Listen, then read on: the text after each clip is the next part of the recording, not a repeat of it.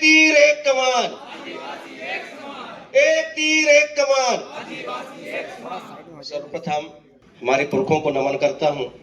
आज के इस कार्यक्रम के संयोजक जेएस के राष्ट्रीय संरक्षक डॉक्टर हीरालाल अलावा जी, जेएस के प्रदेश संरक्षक दादा शिवभानु मंडलोई जी, दादा डामोर जी एवं समस्त विद्वान जन, शोधार्थी एवं इस कार्यक्रम के आयोजक सभी साथियों को मैं सादर से वजोहार करता हूं। मेरी हार्दिक इच्छा थी कि मैं अंत में अपनी विचार रखूं, क्योंकि आज युवाओं को सुनना भी है। फिर भी संचालक महोदय के द्वारा मेरे को आमंत्रित किया गया, बहुत बहुत आभारी हूं। साथियों, आज का जो विषय है मध्य प्रदेश और भारत के इतिहास में, मैं समझता हूं जेएस के द्वारा ये गढ़ा गया, जेएस के द्वारा ये रचा गया, ये स्वर्णिम काल को हम लोग लिखने जा रहे हैं।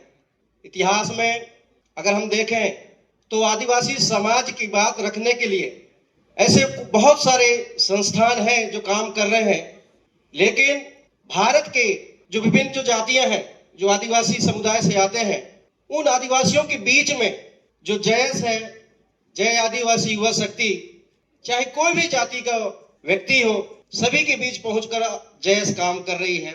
ये हमारे लिए गौरवान्वित करने वाला क्षण है। साथियों, मैं आप लोगों को बताना चाहता हूं, मैं डिंडोरी जिले से हूं और हमारा जो डिंडोरी जिला है, जो महाकौशल का जो क्षेत्र है, गोंडवाना साम्राज्य का क्षेत्र है। पीली क्रांति की अगर हम बात करें तो हमने पाया था, दादा हीरा सिंह मरकाम को हमने पाया था, जिन्होंने पीली क्रांति को एक क्रांति के रूप में तब्दील करके समाज के बीच में उन्हें पहुंचाने का काम किया था। मैं समझता हूं दादा हीरा सिंह मरकाम का जो मिशन था वो आज हमारे बीच में नहीं है। मैं श्रद्धा सुमन अर्पित करता हूं। लेकिन जो उन्होंने जो भविष्य की जो चिंता की थी, उन्होंने जिस भविष्य का कल्पना कर रखा था उन्होंने, वो कहीं ना कहीं अधूरा रह गया। लेकिन दादा हीरा सिंह मरकाम जी के जाने के बाद दादा हीरालाल अलावा जी उस विचार को आदिवासी समाज के बीच पहुंचाने का काम कर रहे हैं। मैं ऐसे विचारवान, ऐसे गुणी व्यक्तियों को मैं साधुवाद देना चाहता हूं। साथियों, आदिवासियों के मुद्दे पर बात करने के लिए दिन भर का भी समय कम पड़ जाएगा। इसमें बहुत सारे सत्र होने चाहिए। ये पहला ऐसा पहल है जो आदिवासियों को, युवाओं को, एक आप लोगों ने नाम ही उसमें देख पा रहे हैं, नाम से ही आप लोग समझ पा रहे हैं, मिशन युवा नर्तक। और जेएस जो मिशन युवा नर्तक के माध्यम से होनहार युवाओं को जो मंच देने का काम कर रहा है, वो एक ही संगठन कर सकती, वो है जेएस। आदिवासी समाज की अगर हम बात करें, आदिवासी समाज के बहुत सारे ऐसे विषय हैं, उन विषयों से अपना पर चर्चा करें तो समय कम पड़ जाता है, विषय ज्यादा है। फिर भी मैं आप लोगों के एक विषय में लेकर जाना चाहता हूं। बहुत सारे विद्वानों ने शिक्षा की बात कही है। शिक्षा के माध्यम से हमारे समाज का उत्थान कैसे होगा?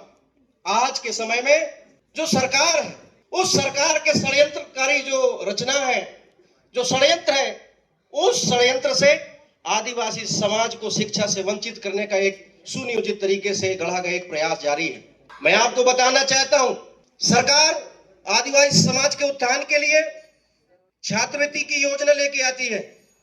चूंकि मैं इंदिरा गांधी राष्ट्रीय जनजाति विश्वविद्यालय अमरकंटक का मैं शोधार्थी छात्र हूं, मैं पीएचडी कर रहा हूं। मैंने देखा है कि संपूर्ण भारत भर में एक ज्वलंत मुद्दा आदिवासी समाज के बीच में, इसमें विद्वान जन को चिंतन करना चाहिए, मनन करना चाहिए और सरकार से बात करना चाहिए कि जो एनएफएसटी है, जनजाति मंत्रालय भारत सरकार की जो योजना है कि आदिवासी छात्र जो एमफिल और जो पीएचडी के जो छात्र होते हैं, उन छात्रों को शोध कार्य के लिए सरकार के द्वारा फेलोशिप मिलती है। लेकिन आदिवासी समाज का बेटा और बेटी वो पढ़ के कोई नए शोध कार्य करके कुछ अच्छा थीसिस लिख के वो भारत सरकार को देना चाहता है, लेकिन सरकार में बैठे हुए लोग आदिवासी समाज को रोकने का एक प्रयास कर रहे हैं। कैसे कर रहे हैं मैं आपको बताना चाहता हूं। जनजातीय मंत्रालय भारत सरकार के द्वारा उनको जो फेलोशिप जो मिलती है, उसमें शैक्षणिक सत्र 2025 और 26 में जब नोटिफिकेशन जब आता है तो उसमें बैरिकेड लगा दिए जाते हैं कि जो भी छात्र पीएचडी करेगा और नेट उत्तीर्ण होगा, हम उसी को फेलोशिप देंगे। पीएचडी करने के लिए हम एंट्रेंस के बेस पे जाते हैं, एंट्रेंस के माध्यम से हम प्रवेश पाते हैं।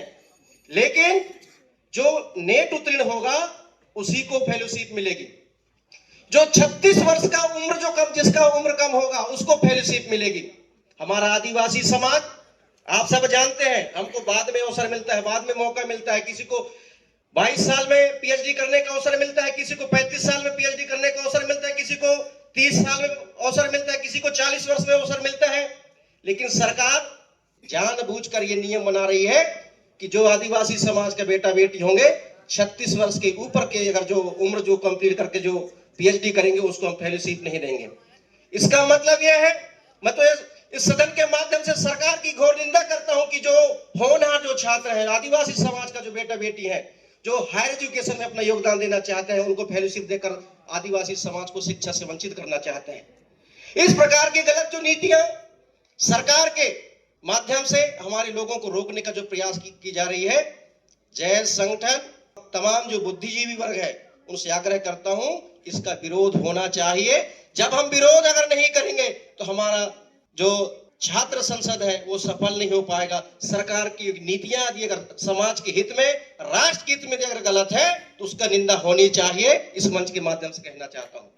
साथियों, मैं आप लोगों को बताना चाहता हूं कि आदिवासी समाज में जो जैस का जो योगदान है, आज आप देख रहे हैं कि पूरब से लेकर पश्चिम तक, उत्तर से लेकर दक्षिण तक दादा हीरा सिंह मरकाम ने जो सपना देखा था, लेकिन उनका जो सपना था वो गोंडवाना क्षेत्र तक अधूरा रह गया था। लेकिन जैस के माध्यम से संपूर्ण मध्य प्रदेश के साथ साथ संपूर्ण भारत के जो आदिवासी समाज की जो जातियां हैं उनको हम एक करने का प्रयास किए हैं। आगामी भविष्य में हमारा सुनियोजित तरीके से हम काम करेंगे। आगामी भविष्य में हम पूरे भारत भर के आदिवासी समाज को एक करेंगे। हमारा संकल्प यही रहेगा कि हम आदिवासी समाज को एक करें, जेएस के माध्यम से एक करें और शासन प्रशासन में हमारी भागीदारी सुनिश्चित करें। हम भारत में देखते हैं कि वर्तमान समय एक जो स्लोगन चल रहा है, विकसित भारत की कल्पना कर रहे हैं हम। उस विकसित भारत में आदिवासी समाज का क्या योगदान है इसको हम लोग देख रहे हैं। आदिवासी समाज के कितने वाइस चांसलर हैं, आदिवासी समाज के कितने जज हैं, आदिवासी समाज के कितने कलेक्टर हैं, आदिवासी समाज के कितने एसपी हैं। जब हम विकसित भारत की अगर हम बात करते हैं तो आदिवासी समाज का इस विकसित भारत में योगदान क्या है? सरकार ये सुनिश्चित करे, सरकार ये अवगत कराए कि आदिवासी समाज का भला कैसे होगा और उस विकसित भारत में हमारा आदिवासी समाज का योगदान कहां दिखाई देगा। हम ये पूछना चाहते हैं, इस मंच के माध्यम से हम ये आग्रह करना चाहते हैं कि विकसित भारत की कल्पना तो आप कर रहे हैं, आप सपना तो दिखा रहे हैं, लेकिन उस आदिवासी समाज का स्थान क्या होगा? कहे भर देने से नहीं, हमारा जो कोरम है, हमारा जो गणपूर्ति है, उस गणपूर्ति में हम आदिवासी समाज को हम पाना चाहते हैं। इन्हीं शब्दों के साथ में, चूंकि विचारक बहुत है, सबको सुनना है, मेरी हार्दिक इच्छा थी मैं आपको बताऊं कि सब लोगों को सुनो, अंत में हम अपना विचार रखते।